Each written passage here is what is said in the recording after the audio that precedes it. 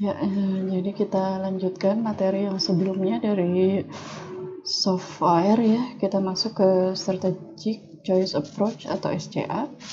Jadi SCA ini metode untuk memformalkan cara suatu kelompok untuk mempelajari dan mengatasi kerumitan serta ketidakpastian dalam pengambilan keputusan. Nah,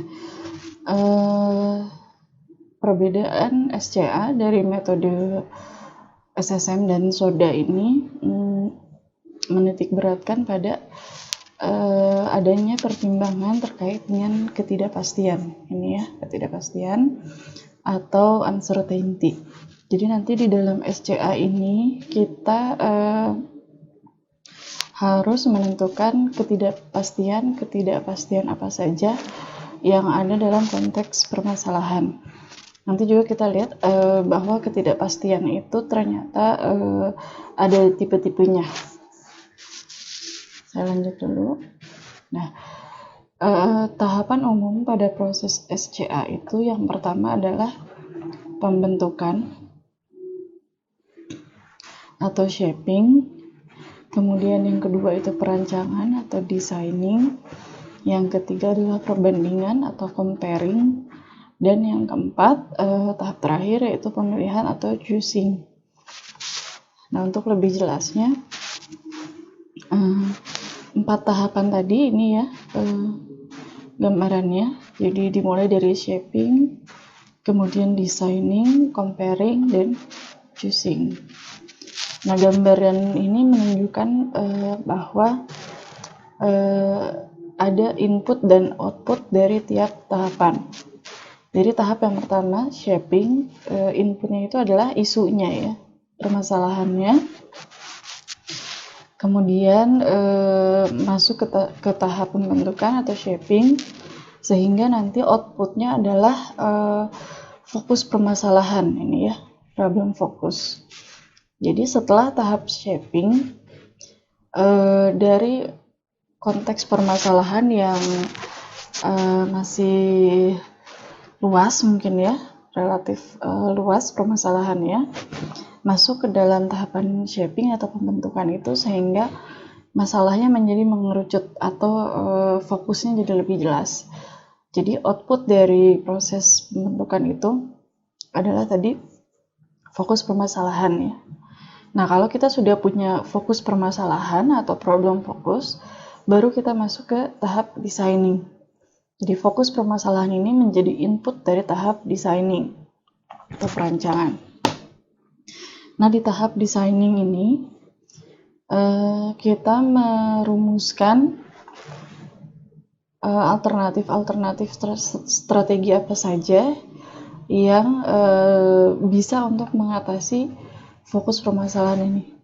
Jadi nanti luaran atau output dari tahap designing adalah alternatif keputusan atau strategi yang mau diambil. Nah, kalau kita sudah punya alternatif keputusan atau strategi, baru kita masuk ke tahap comparing. Nah, di tahap comparing ini kombinasi dari setiap alternatif, jadi nanti kan alternatif itu ada beberapa.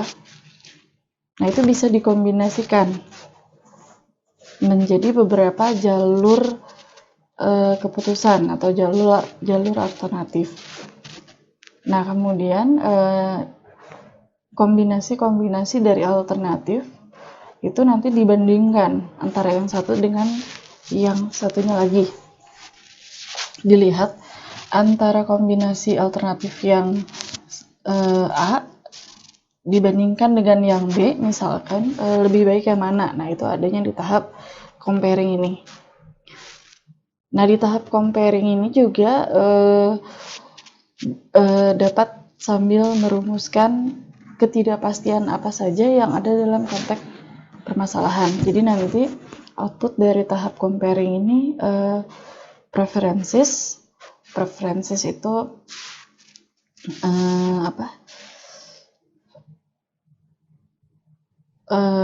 kombinasi alternatif mana saja yang lebih banyak manfaatnya, yang akan lebih condong untuk dipilih ya, preferences di sini maksudnya. Dan juga bisa uncertainties atau ketidakpastian apa saja yang dapat dirumuskan dari konteks permasalahan.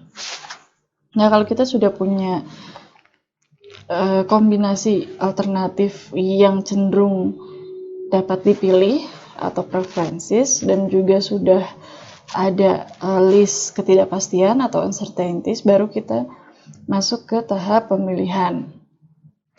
Di tahap pemilihan nanti itu ada yang namanya progress package. Nanti berupa tabel, nanti kita lihat seperti apa bentuknya. Hingga nanti pada akhirnya keluarlah decision atau keputusan. Jadi outcome dari keseluruhan proses SCA adalah decision atau keputusan. Nah, ini penjelasan untuk tahap 1 atau tahap pembentukan ya, tadi shaping. Jadi pada tahap ini, tahap mengidentifikasi area-area keputusan atau decision area dan memutuskan mana saja yang akan dianalisis. Jadi bisa jadi dalam satu konteks permasalahan itu ada banyak area keputusan, dan untuk mempermudah pengambilan keputusan, kita dapat mempersempit area keputusan. Jadi yang benar-benar penting untuk diputuskan terlebih dahulu itu yang mana. Nah, itulah yang akan menjadi fokus. Hasil dari tahap ini itu kesepakatan mengenai area-area keputusan yang dipilih menjadi fokus masalah atau yang diprioritaskan. Makanya tadi di gambar yang sebelumnya, output dari tahap ini adalah fokus masalah ya. Nah, di tahap pembentukan ini, alat bantu yang digunakan atau toolsnya, kalian bisa menggunakan decision graph. Pembuatan decision graph tidak akan dijelaskan dengan rinci, kalian bisa browsing saja decision graph itu yang seperti apa ya. Nah, ini contoh. Kalau kemarin saya pakai ilustrasi UMKM sepatu New Wave ya, yang punya Eli. Nah, di sini saya pakai contoh yang sama. Ini juga UMKM New Wave yang punya Eli gitu. Di sini saya bikin graf tadi ya. Jadi ada beberapa poin area keputusan ya, bulat-bulat ini. Nah, dari beberapa poin area keputusan ini, contohnya yang mau diutamakan adalah tiga area keputusan yang ada di sini. Pertama adalah ini ya, when to purchase equipment. Itu berarti kapan harus membeli peralatan yang baru. Kemudian how to get external fund, bagaimana cara untuk mendapatkan dana eksternal. Kemudian area keputusan how to free funds, untuk membebaskan dana yang terikat. Nah, diputuskan yang akan menjadi fokus masalahnya dari permasalahan si New Wave itu adalah tiga area keputusan ini, contohnya ya. Ini tentu saja setelah hasil diskusi atau hasil pertimbangan dari owner dan juga mungkin internal perusahaan ya, sehingga didapat fokus masalahnya tiga area ini. Jadi menentukan fokus masalah dari area keputusan yang beberapa itu, prosesnya adalah kualitatif ya. Bisa didiskusikan, bisa dipertimbangkan sesuai dengan mana yang benar-benar diperlukan atau yang urgent, yang harus diutamakan. Penentu mana yang jadi fokus masalah tentu saja problem owner ya, atau yang punya masalah. Dalam ilustrasi New Wave Shoes ini, yang menjadi problem ownernya adalah pemilik kemarin ya, Eli. Nah, ini ya, jadi ada 3 fokus masalahnya. Jadi dari yang asalnya 7, kita ambil 3 aja yang nanti selanjutnya akan dicari solusinya menggunakan SCA. Nah, kemudian kita masuk ke tahap kedua atau perancangan atau designing. Jadi designing ini mendefinisikan setiap pilihan-pilihan alternatif keputusan pada area keputusan yang tadi dijadikan sebagai fokus masalah. Jadi kalau misalkan tadi diputuskan ada 3 fokus masalah, maka rumuskanlah alternatif-alternatif untuk fokus masalah yang pertama, kemudian fokus masalah yang kedua, kemudian fokus masalah yang ketiga. Jadi itu bikin alternatif solusinya atau keputusannya. Nah, nanti karena setiap fokus masalah itu bisa jadi memiliki beberapa alternatif keputusan, jadi nanti bisa diambil rangkaian kombinasi alternatif atau disebutnya skema keputusan atau decision scheme ya. Nah, ini contoh untuk yang ilustrasi New Wave Views. Ini area keputusan ya. Ini boleh dibikin tabel, dibikin list juga bisa. Nah, yang ini dibikin tabel. Di sini ada area keputusan yang menjadi fokus masalah. Tadi kan ada 3 ya. Yang pertama adalah pembelian mesin baru, yang kedua adalah pembebasan dana internal, kemudian yang ketiga mendapatkan dana eksternal. Nah, baru dibikin tabel alternatif keputusannya. Misalkan pembelian mesin baru, alternatifnya itu bisa 2, beli sekarang atau beli nanti. Udah, berarti kan cuma 2 itu ya, karena terkait masalah waktu kalau pembelian mesin baru. Kemudian area keputusan yang kedua itu membebaskan dana internal. Nah, membebaskan dana internal ini ternyata setelah dipikirkan oleh Eli, ada beberapa cara atau alternatif keputusan. Di sini Eli merumuskan 4 alternatif. Yang pertama adalah memberikan diskon pada retailer, kemudian memperketat kredit untuk retailer yang lambat membayar, kemudian mengurangi stok bahan baku. Yang alternatif keputusan keempat, yang terakhir untuk area keputusan ini adalah 3 alternatif di atas. Maksudnya adalah gabungan dari 3 alternatif ini. Jadi 3 alternatif yang di atas ini digabungkan menjadi 1 alternatif campuran gitu ya. Kemudian untuk area keputusan yang ketiga, yaitu mendapatkan dana eksternal, ternyata setelah dipertimbangkan, dirumuskan, Eli mendapatkan 3 alternatif keputusan. Jadi untuk mendapatkan dana eksternal itu, alternatifnya pertama, mendapatkan tambahan pinjaman dari bank. Yang kedua, memilih atau mencari mitra bisnis ya, financial partner.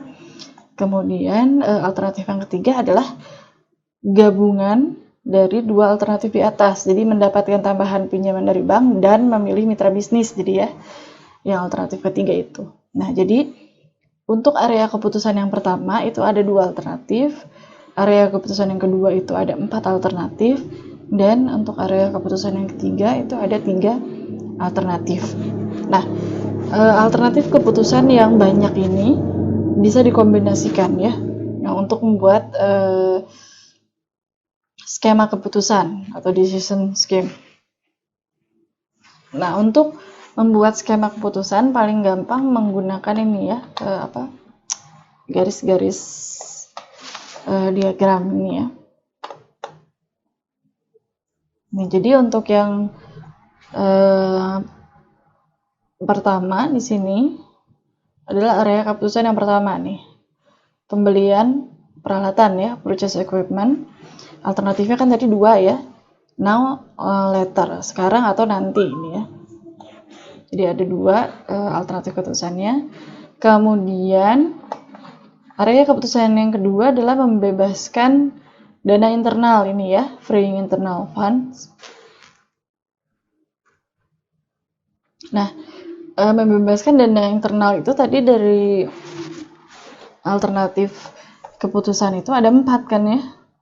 Ada diskon ke retailer, ada pengetatan kredit ya. Kemudian ada mengurangi stok raw material dan juga gabungan dari 2 di atas, gitu kan? Nah, gabungan dari 3 alternatif di atas ya. Ini maksudnya itu gabungan yang ini. Nah, karena tadi area keputusan yang sebelumnya ada 2 alternatif, maka di sini alternatif untuk pembebasan dana internal itu diulang lagi ya. Ada 4 kan, ditulis lagi. Diskon, pengetatan kredit, pengurangan stok raw material, kemudian gabungannya ditulis lagi. Kemudian area keputusan yang terakhir itu mendapatkan dana eksternal. Nah, tadi mendapatkan dana eksternal itu ada 3 ya alternatifnya. Ada pinjaman bank, ada mitra bisnis, terus yang ketiga dua-duanya, gabungan antara mencari pinjaman bank dan juga financial partner. Nah, karena ada 3, ditulis untuk setiap alternatif pada area keputusan yang sebelumnya. Ini ditulis terus diulang alternatif keputusan dari mendapatkan dana eksternal ya. Jadi diulang nih, ini diulang terus. Ini diulang lagi, ini diulang lagi. Nah, kalau sudah semua alternatif dari semua area keputusan sudah dibikin garis gini, baru lihat visibility-nya atau kelayakan untuk kombinasi tersebut dijalankan. Misalkan gini, kalau misalkan peralatan itu dibelinya sekarang dengan mendapatkan dana internalnya pakai diskon, ternyata untuk dana eksternalnya itu tidak mungkin pinjaman bank atau mitra bisnis. Kenapa? Misalkan ya nggak bisa aja gitu, ada hambatannya. Ini kan harus ngelihat kondisi ya, bisa nggak? Kalau misalkan si kombinasi ini tidak visible atau tidak bisa, kemungkinan ini tidak mungkin dijalankan, ya sudah kasih tanda tidak bisa dijalankan. Kalau misalkan bisa atau masih tanda tanya kayak gini, ini bisa jadi bisa gitu ya.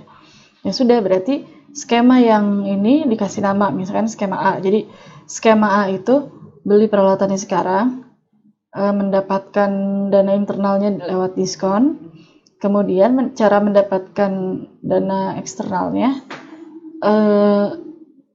dengan pinjaman bank dan juga mitra bisnis dua-duanya. Nah, itu skema yang A. Kemudian misalkan ini beli peralatan sekarang, dana internalnya dari pengetatan kredit, kemudian dana eksternalnya dari pinjaman bank itu ternyata tidak bisa dijalankan, ya sudah, atau tidak mungkin karena kondisi tertentu, ya sudah kasih tanda ini X ya, tidak mungkin dijalankan, kecuali kalau dana eksternalnya pakai mitra bisnis atau financial partner, ini masih mungkin mungkin dilakukan, berarti kasih skema yang ini B. Nah, terus kalau beli alatnya sekarang dengan pengetatan kredit, dana eksternalnya dari dua-duanya, cara dua di atas ini, pinjaman dan juga partner, maka dia skema C. Terus semua skema yang mungkin dikasih nama, kalau di sini pakai alfabet dikasih namanya ya. Nah, kalau semua skema yang memungkinkan sudah diberi nama atau diberi label, maka kita lanjut ke tahap yang berikutnya. Nah, tahap yang berikutnya adalah tahap perbandingan atau comparing. Ini adalah untuk membandingkan setiap rangkaian kombinasi alternatif atau skema alternatif. Jadi, tahap perbandingan itu membandingkan setiap skema keputusan yang sudah dibikin yang memungkinkan. Jadi misalkan skema A dibandingkan sama skema B, mana yang lebih menguntungkan manfaatnya, atau yang lebih banyak manfaatnya. Misalkan yang A, kalau misalkan A sama C, yang mana yang lebih baik? Misalkan C. Jadi membandingkan dua skema keputusan sampai semuanya dibandingkan.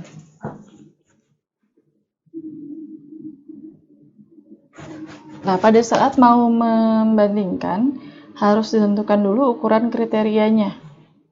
Misalkan dalam kasusnya Eli, si New Wave Sus ini, yang mau dijadikan ukuran kriteria adalah tingkat kontrol terhadap usaha, karena kan sebenarnya Eli inginnya dia punya kontrol penuh ya, 100%. Kemudian misalkan pangsa pasar potensialnya yang akan dijadikan ukuran kriteria, juga porsi pembagian profit, dan juga kebutuhan yang rendah untuk dana eksternal. Jadi seminimal mungkin dana eksternal. Di sini ukuran kriterianya. Nah, untuk menentukan ukuran kriteria ini, ya ini harus pertimbangan si pemilik masalah. Kriteria apa yang menurut dia penting untuk menjadi kriteria dalam pengambilan keputusan. Nah, kalau kita sudah punya ukuran kriteria, maka kita bisa pakai comparative advantage graph. Yang bentuknya seperti ini tuh comparative advantage graph ya. Nah, misalkan ini contoh yang lagi dibandingkan adalah skema C dan skema F. Saya kembali dulu. Jadi C itu tadi yang ini ya skemanya. Beli sekarang dengan pengatatan kredit, eksternal fund-nya diperoleh dari dua cara atau dua alternatif. Kemudian yang F-nya adalah yang ini skemanya. Jadi beli peralatan sekarang, pembebasan dana internalnya itu dengan gabungan alternatif, dengan kombinasi alternatif. Kemudian dana eksternalnya didapat dengan pinjaman bank, itu skema F. Nah, skema C dan F ini yang dicontohkan untuk dibandingkan.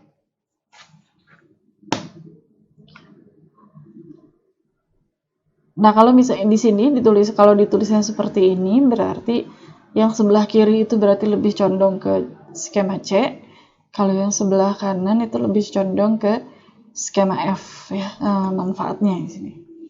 Nah, kemudian tentukan dulu ini skalanya. Jadi skalanya itu di tengah-tengah adalah negligible ya, atau tidak terlalu terlihat nih dampaknya. Ini negligible. Kemudian setelah negligible, ke kanan dan kirinya adalah marginal.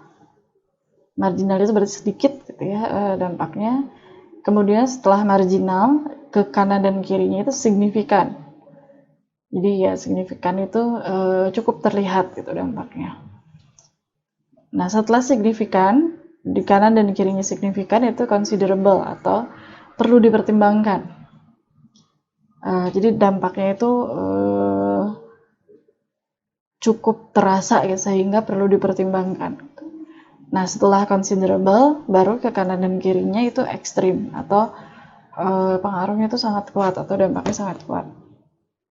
Nah, kemudian di tengah-tengah sini tuliskan ukuran kriteria yang tadi mau dimasukkan. Ya, ini kontrol terhadap usaha, ini pangsa pasar potensial, ini profit share untuk bagian Eli. Kemudian yang di bawah kriteria ukurannya adalah pinjaman bank yang sekecil mungkin ya. Nah, kemudian terus dibandingkan. Tentu saja perbandingan di dalam metode ini juga kualitatif ya. Misalkan yang F itu dia menggunakan pinjaman bank tanpa menggunakan mitra bisnis. Jadi kalau misalkan untuk kriteria kontrol terhadap usaha, itu dampaknya akan considerable atau tinggi atau ke arah ekstrim. Kenapa? Karena Eli tidak mengambil mitra bisnis di sini. Jadi dia tetap bisa dapat mengontrol perusahaannya. Karena untuk dana eksternal itu dia dapatnya dari pinjaman bank ya. Kemudian untuk market share itu di sini dicontohkan lebih condong ke skema F. Coba kita lihat pangsa pasar. Ya mungkin dengan pertimbangan tertentu ya di sini. Jadi misalkan pangsa pasarnya itu lebih condong ke skema yang F, walaupun marginal ya, walaupun sedikit dampaknya. Makanya dia ada di sini. Kemudian Ellie's profit share atau bagian keuntungan untuk Ellie ditentukan di sini dari contohnya ini dampaknya adalah signifikan atau cukup ada dampaknya. Ini disimpan di signifikan. Kenapa lebih kecondong ke F? Karena di skema F itu tidak menggunakan mitra bisnis ya. Jadi pasti profit share atau pembagian profit bagian Ellie itu akan lebih besar karena kan ownernya tetap dia, tidak ada mitra. Nah, kemudian untuk kriteria berikutnya, pinjaman bank yang rendah-rendahnya itu condongnya ke skema C. Coba kita lihat skema C ya. Nah, tadi skema C itu dia walaupun ada pinjaman bank, tapi dia juga ngambil mitra bisnis. Jadi ada mitra bisnis. Makanya tadi saya kembali lagi ke ini ya. Makanya tadi pada saat profit share akan lebih cenderung ke F karena tidak ada mitra bisnis. Kontrol terhadap perusahaan juga akan cenderung ke F karena tidak ada mitra bisnis, nggak akan ke C gitu. Karena di C ini kontrol pasti berkurang karena dia ada mitra bisnis, kemudian profit share juga pasti berkurang karena ada mitra bisnis. Makanya di kriteria yang control over firm dan profit share itu akan lebih condong ke skema F yang lebih baiknya. Nah, tapi kalau untuk pinjaman bank akan condong lebih baiknya ke skema C. Jadi walaupun di skema C itu tetap ada pinjaman bank, tapi dia dikombinasi dengan mencari mitra bisnis. Sehingga kalaupun tetap ada pinjaman bank, dia akan minimal yaitu pinjamannya. Tidak akan terlalu besar karena Ellie punya mitra bisnis juga.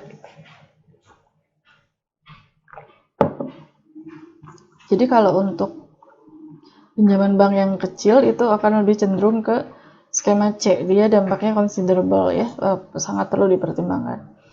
Nah, kemudian kalau kita sudah membandingkan semua ukuran kriteria yang bisa dibandingkan, kita sampai ke kesimpulan dari comparative advantage graph ini. Dilihat saja titik mana yang berapa titik yang lebih condong ke skema F yang di kanan atau berapa titik yang lebih condong di skema C atau yang ke kiri. Kalau misalkan lebih banyak titik yang ada di kanan, berarti overall-nya atau keseluruhannya itu titiknya harus cenderung ke kanan. Itu artinya skema F itu lebih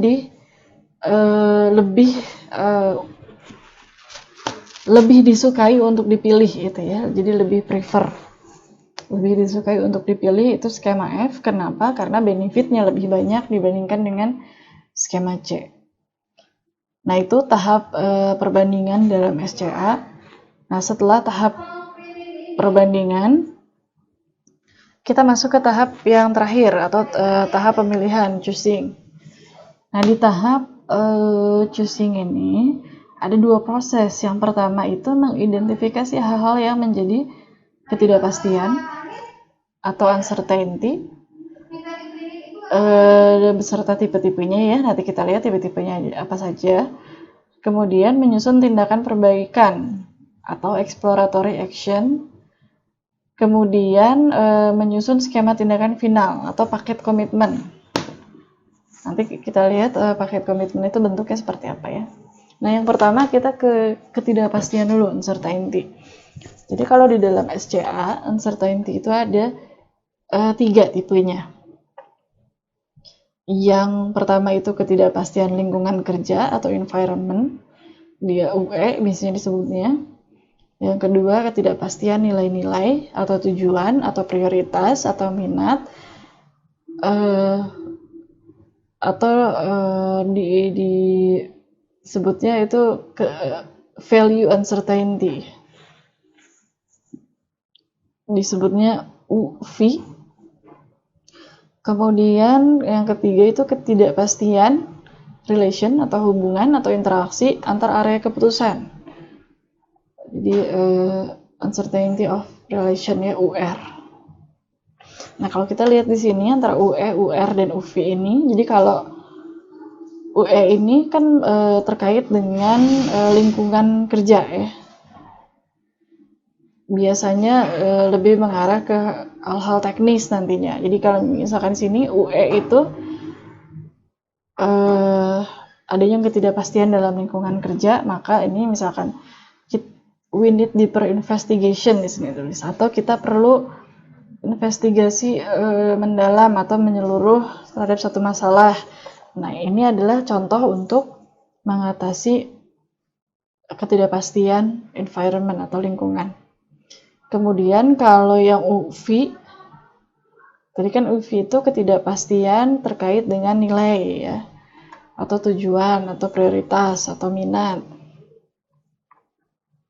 Nah, di sini apa yang bisa contoh yang bisa menghandle kalau adanya tidak adanya ketidakpastian pada value, misalkan kalau we need clearer policies, atau kita butuh kebijakan yang lebih jelas, misalkan penyusunan kebijakan yang lebih pasti gitu ya. Nah, itu contoh untuk menghandle ketidakpastian nilai atau UV. Nah, kalau untuk UR, ketidakpastian interaksi atau hubungan, contohnya misalkan we need broader perspective, atau artinya kita butuh perspektif yang lebih luas supaya solusinya bisa lebih tepat. Nah, itu contoh untuk menghandle ketidakpastian interaksi atau UR. Jadi kalau misalkan kita mau menyelesaikan kasus yang New Wave SUS itu, yang LI itu dengan SCA, setelah tadi kita di tahap perbandingan, kita masuk ke tahap choosing atau pemilihan. Kita tentukan dulu dalam permasalahan New Wave itu apa saja ketidakpastiannya. Di list, kemudian apa tipe ketidakpastiannya dari yang sudah di list itu ya, ketidakpastiannya. Nah, misalkan ini. Jadi contoh untuk New Wave tadi, misalkan ketidakpastiannya itu pertama pangsa pasar yang dapat ditangkap. Jadi nggak pasti mana saja gitu pangsa pasar yang bisa ditangkap oleh produk sepatunya LI ini, kan itu belum jelas. Nah, belum jelas itu kan ketidakpastian.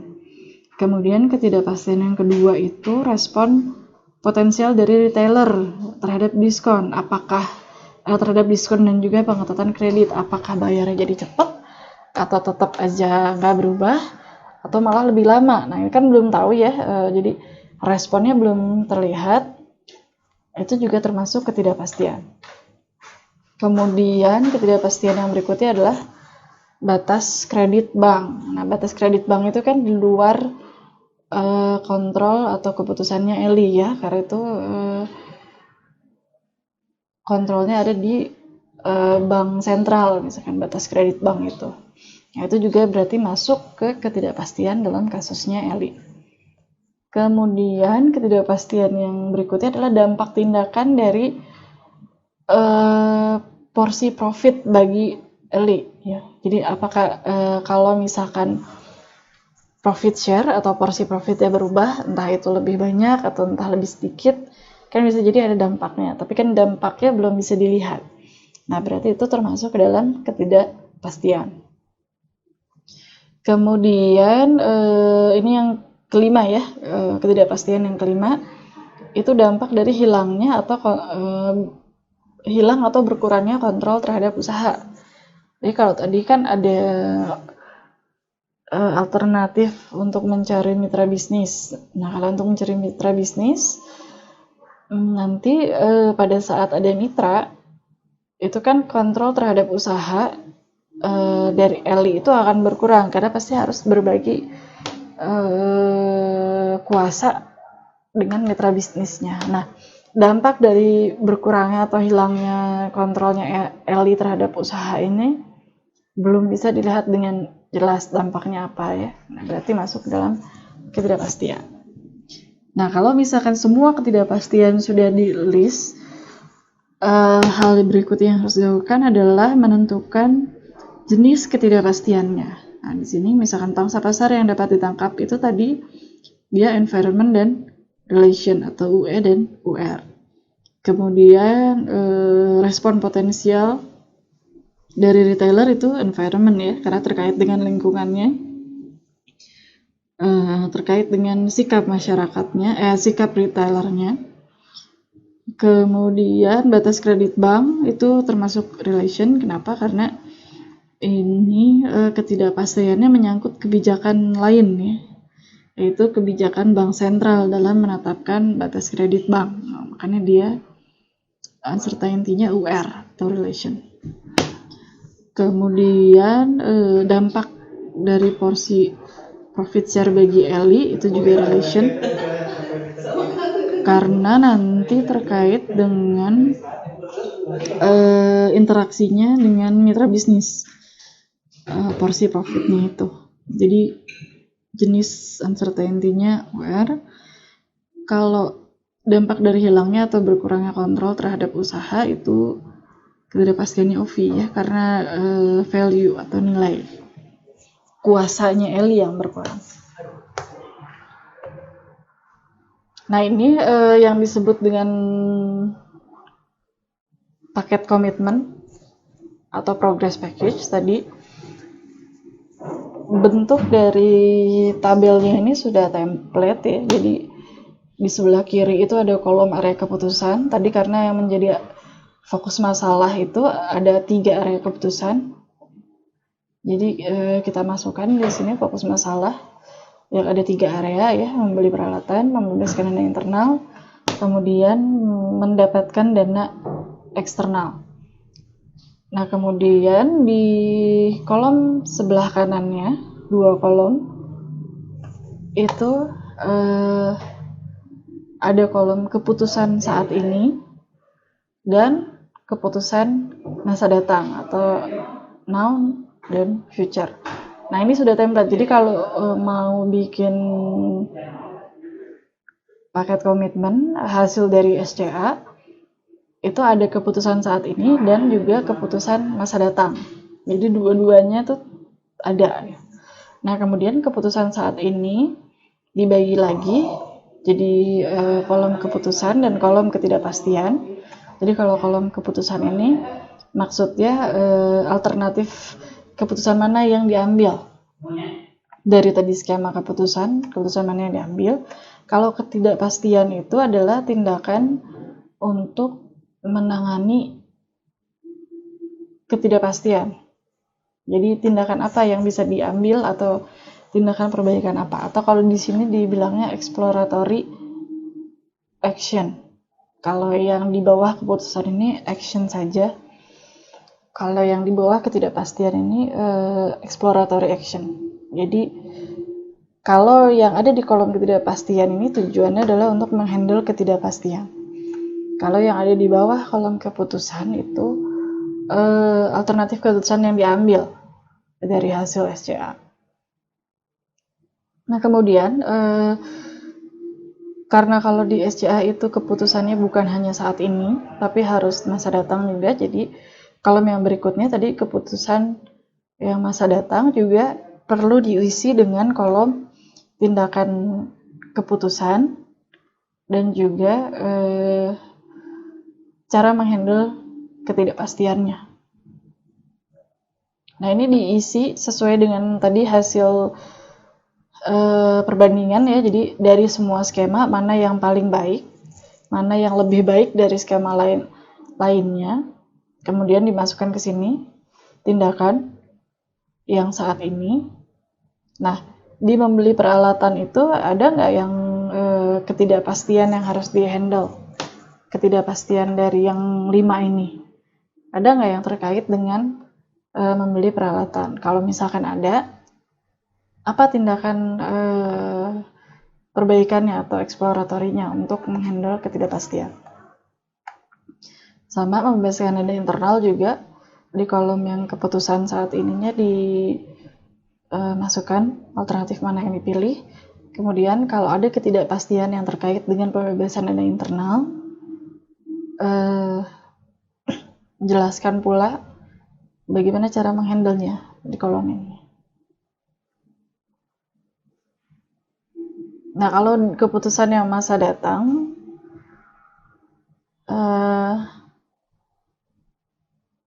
setelah keputusan yang ada di kolom saat ini diambil, nah di masa datangnya apa yang harus dilakukan? Jadi setelah tindakan yang ada di kolom ini, di masa depannya apa yang harus dilakukan?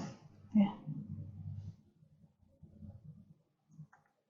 Nah, kalau di masa depan ini tidak ada ketidakpastian yang harus dihandle, ya sudah, tidak usah ditulis. Seperti ini kosong. Nah, ini kalau misalkan mendapatkan dana eksternal, misalkan keputusannya adalah pinjaman bank, jadi tindakannya adalah negosiasi dengan bank. Nah, kalau misalkan di sini dirasa tidak ada ketidakpastian yang terkait dengan mendapatkan dana eksternal, ya sudah, tidak usah ditulis. Atau kalau misalkan ada ketidakpastian yang kira-kira terkait dengan area keputusan itu, cari cara menghandle-nya.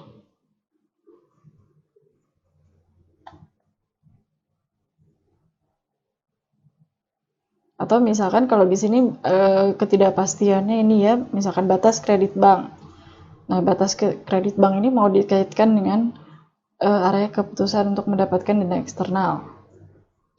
Misalkan di sini cara untuk menghandle ketidakpastiannya adalah dengan melakukan analisis tentang batas kredit bank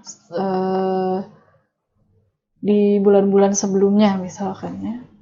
Jadi pada saat negosiasi itu sudah bisa mengestimasi gitu kredit banknya bagaimana misal. Atau kalau misalkan dirasa tidak terkait, ya sudah, berarti tidak usah ditulis. Nah, itu mungkin penjelasan dari metode SCA ya. Jadi perlu diingat metode ini sangat kualitatif. Jadi tidak bisa dijelaskan dengan detail kalau hanya teorinya seperti ini. Tapi ini hanya dasarnya saja.